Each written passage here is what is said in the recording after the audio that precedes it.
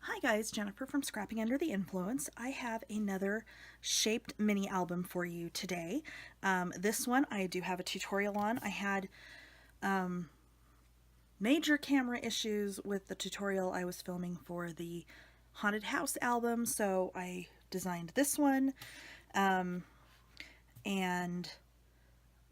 did this as a tutorial. Had unfortunately some camera issues again. But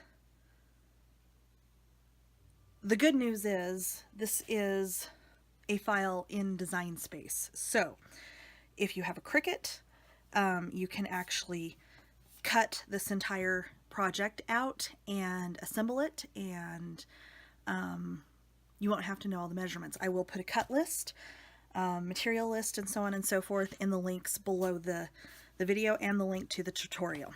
So let's take a look. On the front here, I've used the base of the album is from the Camping Critters cartridge for the Cricut.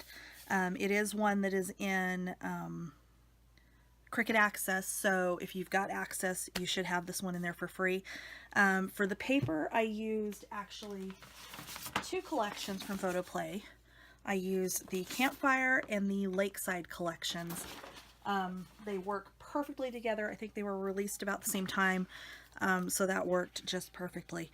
Something different I did here, I actually, because I wasn't liking the look of the edge of the chipboard on this album, I used some baker's twine and ran that around the outside of the album.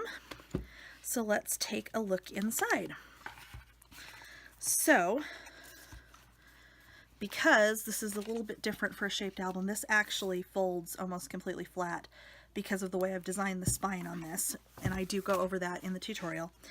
Over here we've got a expandable pocket, and I've got just some little pieces of the cut-aparts in here. You could put a ton of pictures in here. This is almost half an inch deep.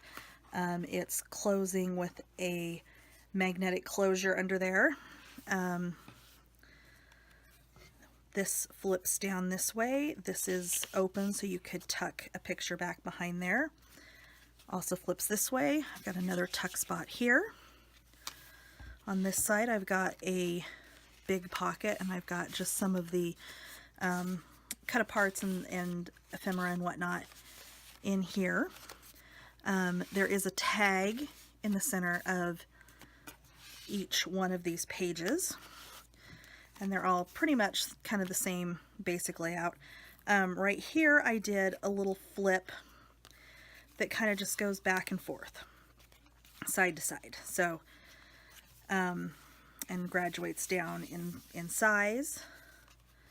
And this one stays closed with a little string closure.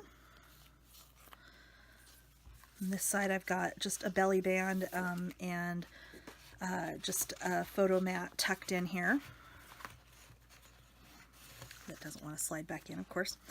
Here I've got just double pocket, small pocket, and then a bigger pocket, and just some ephemera and some cut-aparts tucked in there.